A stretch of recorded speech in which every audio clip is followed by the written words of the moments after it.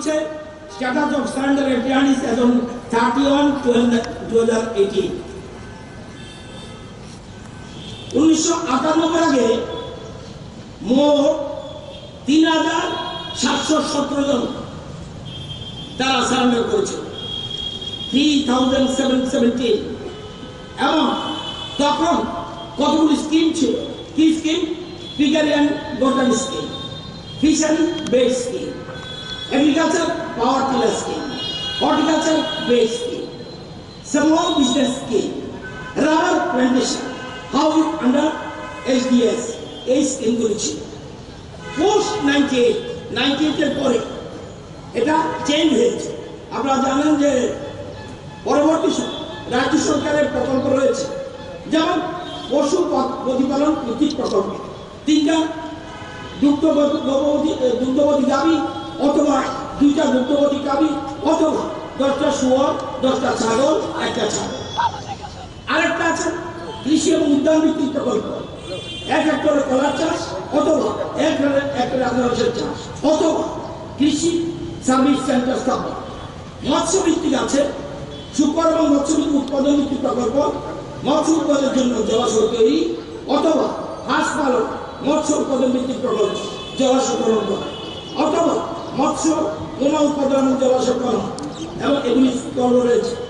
এছাড়া বাজার নির্মাণ করে ব্যবসার জন্য মূলধন দেওয়া অথবা রাবার বাগান তৈরি করা অথবা বিভিন্ন গ্রামীণ উন্নয়ন প্রকল্প, ঘর নির্মাণ, পঞ্চায়েত দেওয়া।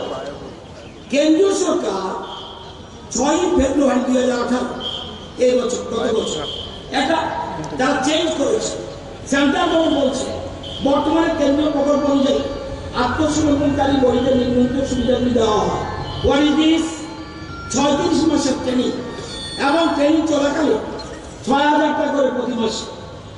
নেক্সট ফিক্সড ডিপোজিট 4 লাখ, আগে কম ছিল, এখন 4 লক্ষ টাকা 3 বছরের জন্য। মহিলা সংক্রান্ত অপরাধ ব্যতীত যা মামলা আছে সেগুলি প্রত্যাহার করা, অস্ত্র নিয়ে যদি আত্মসমর্পণ করা, যেগুলি আছে বলছে, আমি বলছি না করবো, কারণ ওদের করার কন্ট্রাক্ট আছে, আমি বলবো না করার কথা। অস্ত্র নিয়ে আত্মসমর্পণ করলে 3000 টাকা থেকে সর্বোচ্চ 1 লাখ টাকা। আত্মসমর্পণ বলিদের মামলা এখন আমরা জানি আমাদের গভর্নমেন্ট আসার পরে আমাদের বিপ্লব বাবুর নেতৃত্বে এবং আমাদের ডেপুটি CM জিষ্টুবাবুর নেতৃত্বে যে সরকার এসছে, আমাদের পিরিয়ডে আপনারা জানা দরকার, যারা রিটার্নিজ আমরা জেনে রাখবো, অনেক ফ্যামিলি মেম্বার এসছে, তাদের সহযোগীরা এসছে, আমরা জানি বিলাসযোগ্য লোক এসছে। এই সরকার, এই আমাদের সরকারের 1 বছরে 925টা মামলার প্রত্যাহার করা হয়েছে। 925টা মামলা আমরা প্রত্যাহার করে নিয়েছি।